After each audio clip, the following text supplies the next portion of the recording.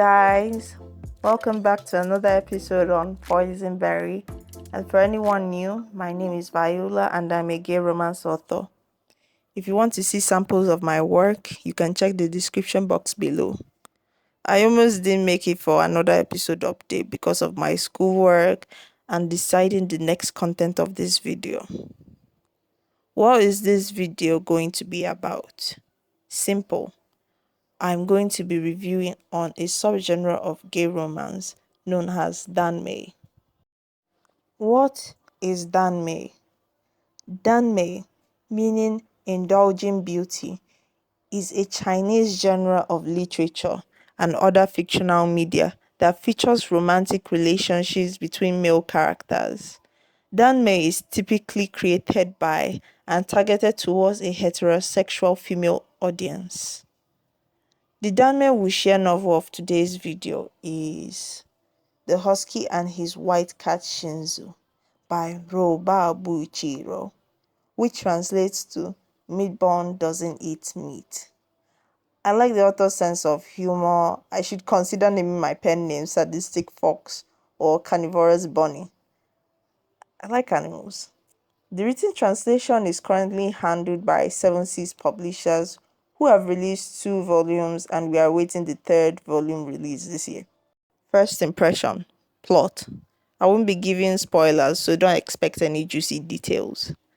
The Husky and His White Cat Shizun is centered on Moweyu, or birth name Moran, who became the first cultivation world emperor.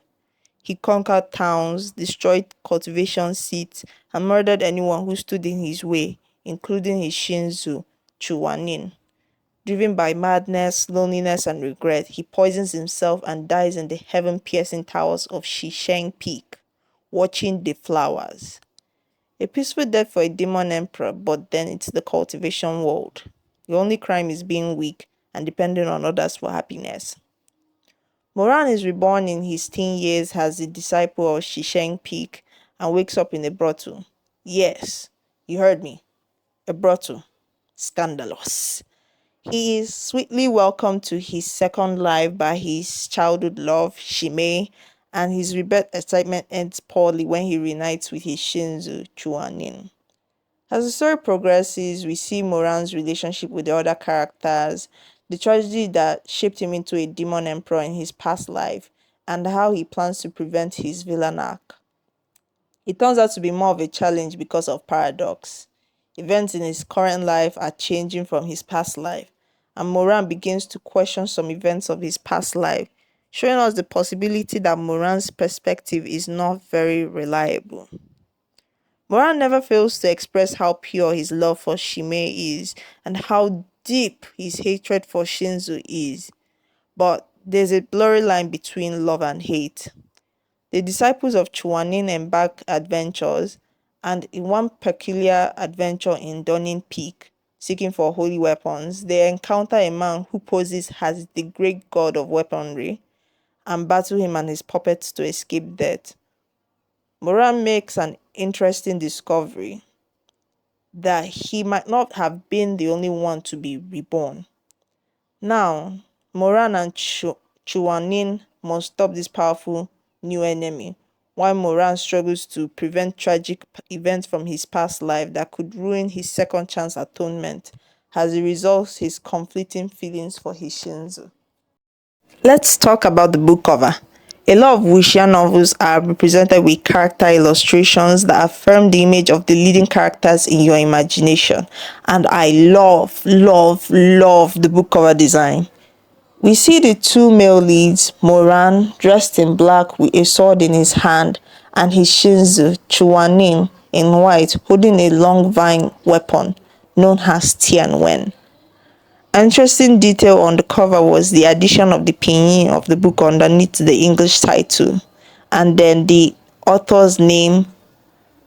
I love book covers that have character illustrations, and another thing I love is how loud the cover art is, but somehow blends with my other books in my e-library.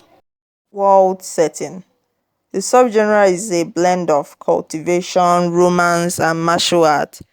That make cultivation literatures are simple, fast-paced, and smooth. So people, Don't expect building from nobody to an immortal or intense martial art of 1,000 pages, but it contains enough cultivation element to grab readers' attention.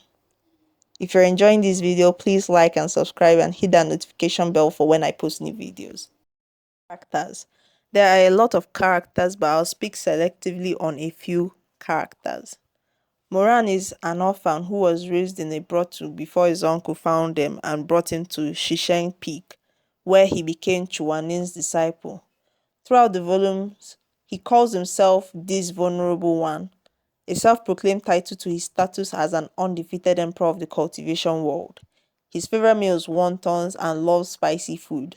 Moran is handsome, playful, smart, impatient, has a great sense of humor, and careful with his mannerism, especially around Chu Wanning, has a desperate cry for his attention.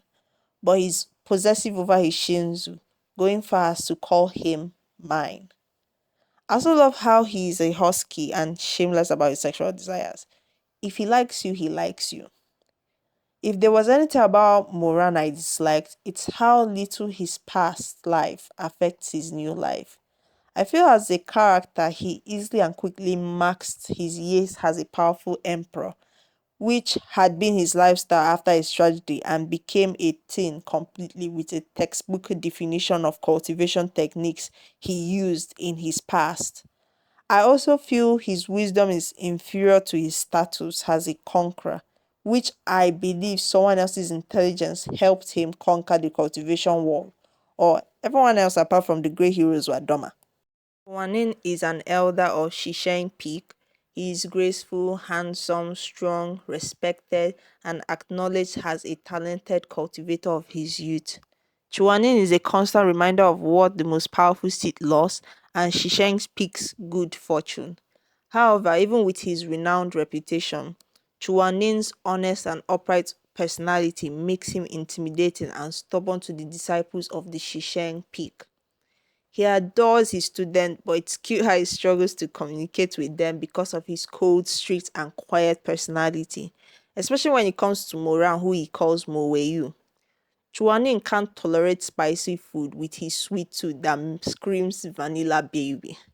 He's a genius, especially with creation of mechanics powered by magic, but in Moran's world, useless outside cultivation.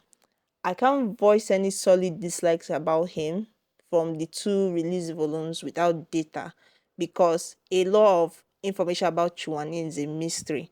Or maybe I'm blinded because it's my favorite character. Shime is Moran's innocent crush. I personally don't have many things to say about him except that I preferred his old name, Shueya, to Shime. Shime's effeminate beauty and gentle personality is set to rival any beautiful woman that can compete with him. Shime is like the big sister in the seat, whose cultivation is weak for martial arts but excellent for healing arts, which suits him. It's funny how his name is his identity, but his courteous name is Mingjing. He also likes spicy food as well. Does Shime have feelings for Moran? Read and find out. Shuemeng is Moran's cousin, a fallen hero in Moran's past life, Chuanin's loyal fan and disciple. He is called a peacock for his arrogance and princess by Moran. He fights a lot with his cousin, but he's beloved, pampered, and childlike around his parents, who are the leaders of the Shisheng Peak. There are other characters like Shui Zhengyong, Madame Wang, Ali, Elders of the Seat, Imposter Gochen the Exalted, and many more. Now, let us speak on one important character that can affect the likability of this book, the villain. If you want to know the first encounter of our male leads with the villain, read the book. However, our villain is unidentified, has an unknown motive with one hypothesis. He might have been reborn. The villain is a power-hungry strategist with enough power that could challenge Moran's talent. I have my question about this villain. If he was reborn, the power he has outmatches Moran. Shouldn't it have been enough to sanction Moran in his past life? If not, how did he build his cultivation quickly to use forbidden techniques? You can share your theories in the comment. No spoilers in the comments. I'll find out with each volume release. Would I recommend this book to anyone? Yes. There are no plot holes from the release volumes, and the author delivered when she said, I hope the Husky and his white cat Shinzu brings you a wonderful time. The characters are eccentric even with the slangs, and it is a fun and friendly read for anyone unfamiliar with Chinese Danmei. Bonus, it's got beautiful illustrations within the book and little notes from the author. My favorite part in the book was the ghost wedding, which was Moran's first assignment at Butterfly Town. It is the first time Moran begins to question the events of his past life, and you get a juicy detail that will have you fangirling and squealing. Another part I enjoyed was Chu Wanning's sacrifice at Dunning Peak and the effect of his sacrifice, which influences the volume 2. Rating. Writing quality, I rate 4.5. Story development is a 5. Character design is a 4. World background 3.5. And overall rating a 4 out of 5 stars. I hope you enjoyed this video.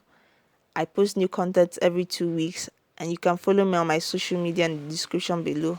Have a nice weekend. See you in my next video. Bye.